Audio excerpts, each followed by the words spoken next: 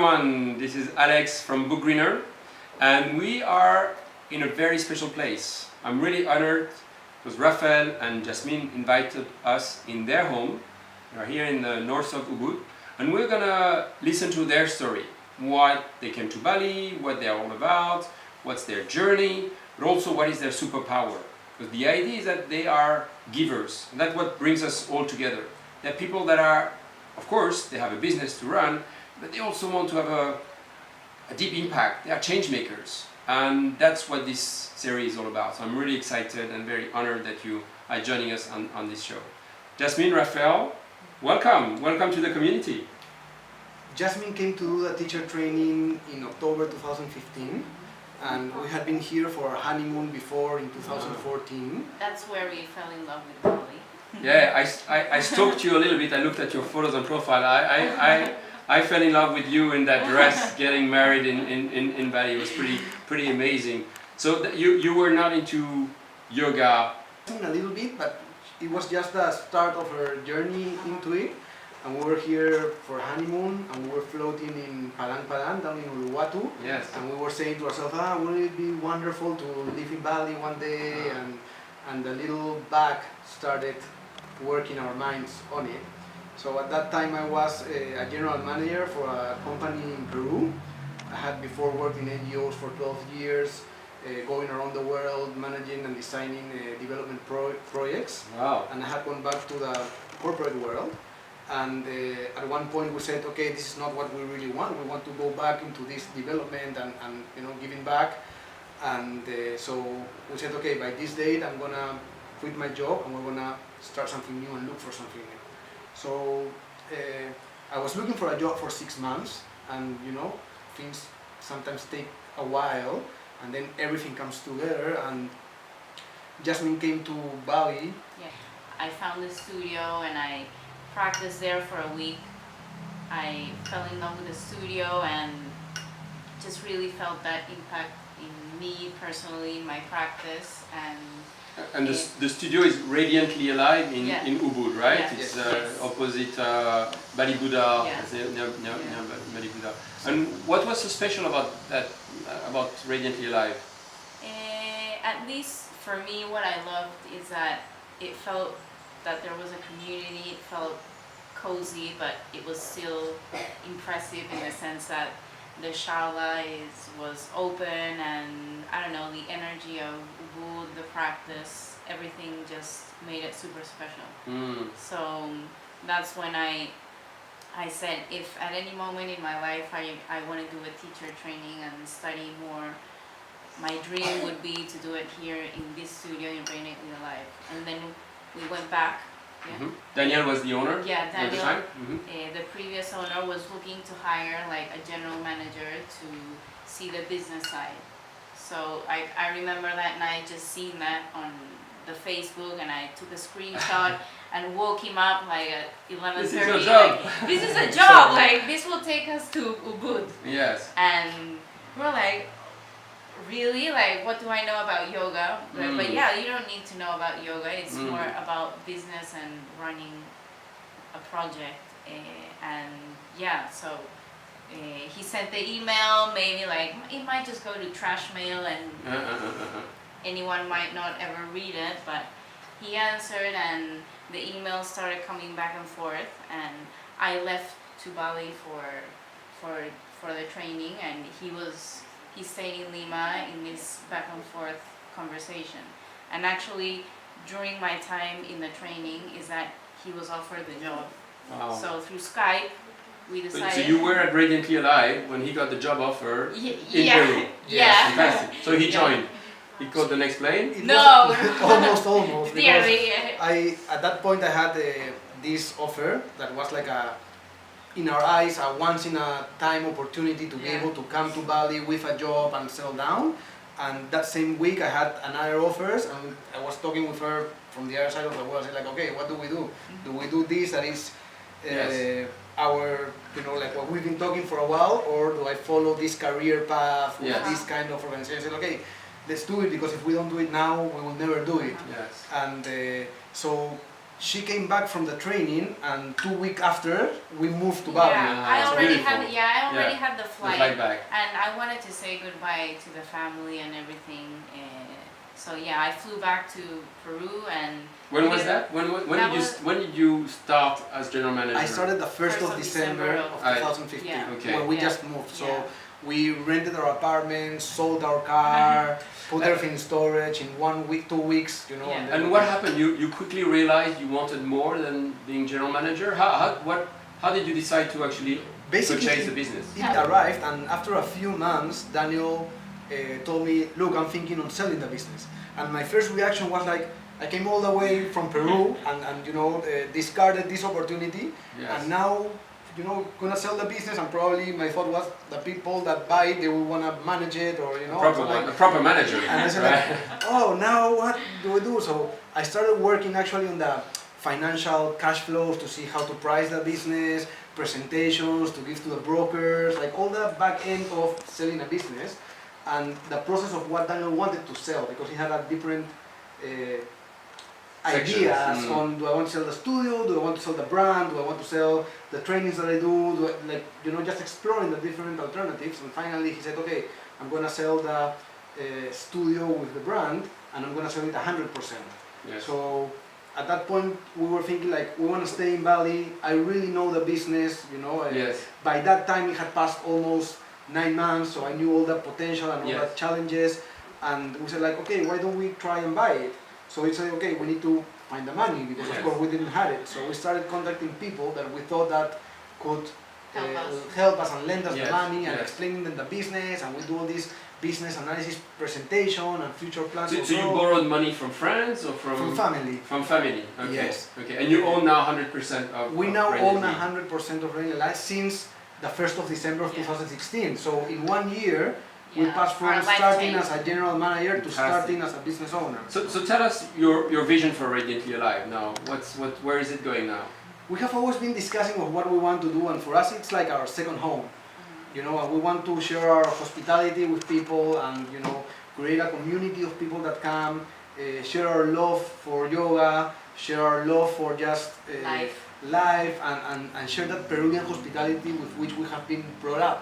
You know, and we were brought up in big families where everybody just walked out the door anytime, and we would just host them, and that's how we feel about Rain Life. We're there all day, you know. I am there usually at 8 and stay until 6, and I'm always around talking to the people, sitting down, sharing with them, and we just want to make them feel at home, and a place where they receive, of course, the highest quality of yoga that they can get in Bali and around the world. We have the vision of becoming one of the best studios in the world.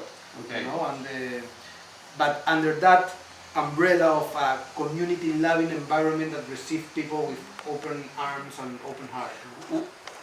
Because I'm not from necessarily a yoga background, what does it mean the best yoga center in the world? I mean, what are the key things to look into when you're thinking about making a yoga center great? From my perspective, is that once they go in from those doors, they feel well treated in every sense. You know, our staff, we try them to get them like really approachable, very easy, a place where they can feel secure and protected, to be vulnerable, to explore their body through the asana, to explore their mind and their, you know, their soul through philosophical and mentally enriching experiences, that they can have different styles, very good teachers. Yeah, definitely the teachers have a lot. So how do you judge what is a good teacher and what is a good yoga teacher? That's a very subjective thing, you know, depending on who you ask. But I'm asking the owner of Radiantly Yeah, Alive. yeah. I think that at least what I find very valuable in a teacher is that you can really see his or her personality, and that teacher is really transparent with whom she or he is. So the students really can identify with that person that's leading, and they're just people like them, but can inspire. I think students love to be inspired by the teachers, and we are really fortunate to have amazing teachers in the studio. And what you want to do is just go to a class and be uplifted and inspired and learn something after class. So How do you find the right teachers? They come to you, or what's it's hard.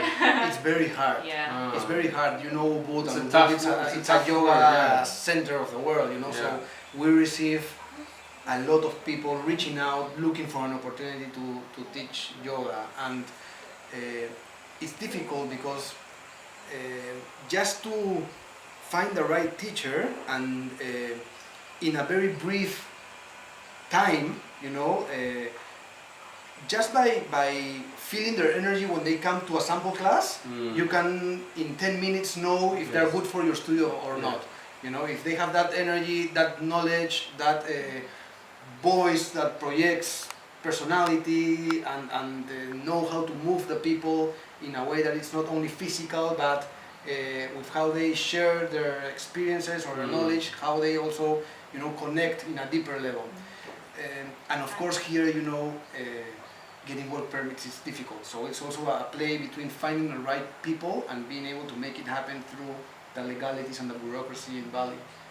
But yeah, I think that we also value getting to know the person in a more personal way, even though sometimes that doesn't happen, but there's sometimes that it clicks with someone and you know that, because in the end all of the teachers are part of our family. Like, they literally are our family. We see them every day. We spend a lot of time with the teachers, staff, so you have to feel like if you're bringing in someone new, that it's going to be a very important piece in with a family. And so yeah.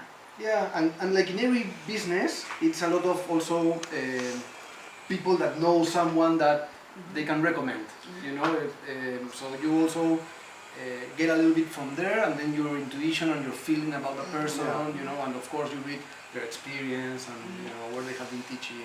So Rafael, I see that there is a lot of construction going on at Radiantly. You also mentioned you're crazy man. You already run another retreat center in Sanur, is that right? No, we've been exploring. Man, you're going to take over the world. or Collaborations something? with a place in Sanur, Power of Now. It's a beautiful studio in front of the beach that it's gonna be. We're like sister studios, and we're gonna be collaborating on joint workshops and things like that. And we're very excited. You're going to be managing it, right? Not at the moment. Not at the moment. Yeah, but we're very excited to collaborate with Okay. them and do great things. And you're looking to do more of these type of collaborations with yoga centers? Yeah, I think that the Bali in general it's big on yoga, and there's a lot of space for people to collaborate. Well, what kind of collaboration? Because I mean, I could the first impression say, well, you're kind of competitors. You know, if I'm a student looking to do yoga, I might have to choose between two centers. You don't seem to have that feeling. I think there's enough people coming to Bali to do yoga that if you are really offering a good service, then you shouldn't be worried about it. But what we want is to help grow the industry, and then everybody can benefit of that growth. No one's going to be able to do it on its own, you know. So Bali is a big place with a lot of people coming through Bali every year, and there are different hubs of yoga happening in Bali. So there's Canggu that is growing, of course Ubud is the main one, places like Sanur and Seminyak have their own thing going on, retreat centers all around the island, so there's a lot of room for cross promotion, you know, having teachers to rotate a little bit and do workshops in other places and offer that to the people that live in the other locations, learn from each other. And so now we're putting together, for example, a retreat in Samadhi, in Canggu, that they have also their own studio there. So it's your teachers that you are sending in. yes, we rent from them the space, and we're gonna host in that specific retreat. It's like a surf and yoga, mindfulness. We're bringing a lama from one of our teachers. It's a Buddhist lama. So he's gonna be doing all that philosophical part, and So they're gonna host us in their location to do that. Is that something you aim at developing, partnering with resorts and hosting different retreats in different locations? Definitely, we're more than happy to do that. You know, if you own a space, maybe, you know, check out with Jasmine and Rafael that. Let's get to the juicy part. You know, you're here, you're part of this new community that is coming together. What are you willing to give to the community, and how you see yourself? Told you all about it. How do you see yourself contributing to the group? For sure, as you know, our main thing is yoga. So we are putting together a lot of retreats and trainings, so we can definitely assist on that side of how to put a comprehensive offering. You know, share some teachers if you need someone to help on specific parts of the retreat. So if I own a resort and that's what I can just come over, have a kombucha with you and we talk it through. We can have a conversation. We can give you how we do our things. No secrets. No secrets. You know how our teachers can support certain parts of the retreat, or we can host our retreats in how you say that, in partnership. You know, so you put the hotel, we put the teachers, and we build something together. We market it through our different channels. I have worked a lot on designing projects and business analysis, so I'm happy to have a conversation on how we can improve businesses, or tips on what you need to take into consideration if you're going to do a financial analysis, or what to be careful with, what not. You know, Great. Jasmine is an expert. She used to work in corporate marketing. Okay, tell us about that. What's your take to that question of what you feel you want to, what you want to give? Yeah, well, like I mentioned, in my past life in the corporate world, I worked a lot in marketing, and I am also really passionate about, because it brings out a creative side. So now that I work in yoga, I find that it's a really nice mix, because you're helping people with yoga, but at the same time you need marketing in a way that you can send that message to more people. So yeah, I'll be really happy if okay, keep going. yeah, I'll be really happy if anyone needs help brainstorming about business ideas, or getting to know more in detail how they can market something they are working on, if it's a business, a product. Yeah, I'll be really happy to do that. If it's yoga or not yoga related, of course, it doesn't matter. Tell us about Bali and how it's changing your life. Wow, It's changed everything. Yeah.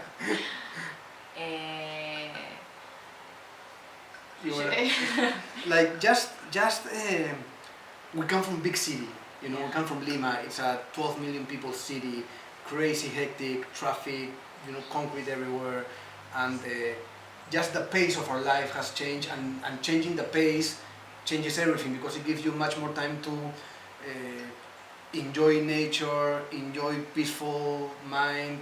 Of course, being in a yoga environment has for me deepened my awareness of how my mind's working, how my body connects. The way you relate to people here is different than in a family. There's an openness and how did you come to realize all that? Just by the fact that you are here, or did you went through some kind of workshops or a journey, or how did you come to realize all that? Workshops and retreats and trainings, they are for every taste, and here in Bali it's like the kingdom of workshops and retreats, especially in Ubud, I guess. But you don't really need all that. Of course, it will deepen your knowledge of a lot of things and help you connect, but just this place has a special energy.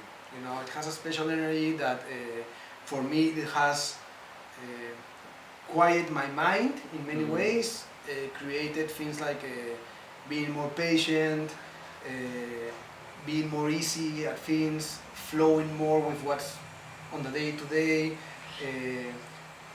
Balinese culture and the way they work is completely different, and if you cannot accommodate to that, then you're gonna have a really hard time in Bali, you know. And it's just, you know, teach you to everything goes well the way it goes, and just need to flow a little bit more with the way things work here. Even just the weather, you know, here we don't use shoes. I think I've worn shoes once or twice in a year, and just the way you dress gives you much more freedom driving on a motorbike all day, or it's, you know, it's just a different sense of how you live that, that for me is quite enjoyable. That's why we want to stay and why we're here. You know? How about you, Jasmine? Yeah, I think in my case, I lived abroad for a few years when I was very young, but since then I had always lived in Peru, in Lima, so I had always lived in the city, and especially for me, just stepping out of my comfort zone or what I was normally used to, like, I would recommend this to everyone, just moving abroad, and especially moving to Bali, which has this mysticism, just brings up a lot, makes you, helps you to get to know yourself more, and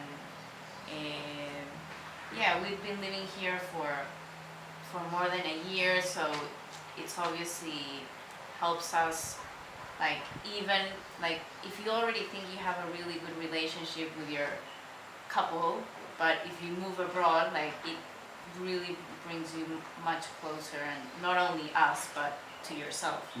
So that's what I feel like Bali has given me. It's, yeah, and obviously practicing yoga, meeting people that are much more vulnerable, open, just, yeah, it's been like a quick learning curve.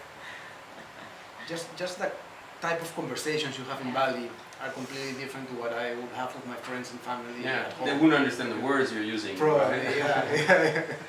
Wow, that was really inspiring. I mean, it's really great to always get to know the people that are behind the business and how they apply their values to their business, and how their business is also impacting you in your case and making you change. One thing that is deep to our community is making a positive impact. And I'd be curious to know, Jasmine and Rafael, what you're already doing, and maybe your dreams and how you want to become active change makers in Bali, and what you do to become so. We currently support two charities. One is PKP, that it's a women's center that have had divorced or issues with the family and they don't have where to go. You know, Balinese culture is very strong on what happens after a divorce. Women usually move into the male family house, and once they are divorced, they are not allowed to see their kids anymore, and it becomes very difficult for them. They are also rejected back in their villages. So this is a center where it receives women that have been abused by their husbands or have had to divorce, and just give them a place to work, an activity that they can generate income and support themselves. So we support that. And also we support a place called Sari Hati, that it's a place for mentally disabled kids, so that they can go to school there 3 times a week. Also part of Balinese culture is it's karma, it's a big thing, and usually a mentally disabled kid it's seen as that's their karma, so that it's come from a bad past, and that's why they're living this in this life.